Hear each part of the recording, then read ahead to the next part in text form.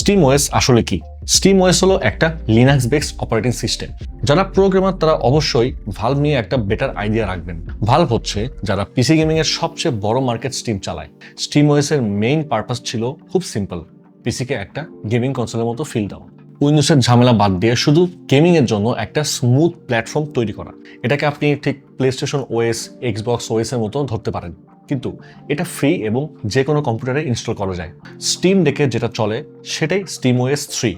স্টিমওএস এর মেইন পাওয়ার হলো প্রোটন নামের একটা কম্প্যাবিলিটি লেয়ার, যেটা উইন্ডোজ গেমকে লিনাক্সে চলতে সাহায্য করে।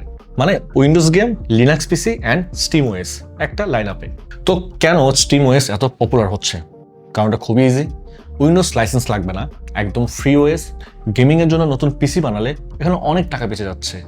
সাইজেও লাইট ওয়েট, উইন্ডোজের মতো হেভি ব্যাকগ্রাউন্ড প্রসেস নেই।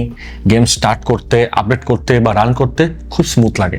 গেমিং পারফরমেন্স বুস্ট করা যায়, অনেক ক্ষেত্রে উইন্ডোজ থেকেও বেশি এফপিএস পাওয়া যায়, কারণ ওএসটাই হচ্ছে গেমিং ফোকাসড আর একদম কনসোল লাইক ইন্টারফেস।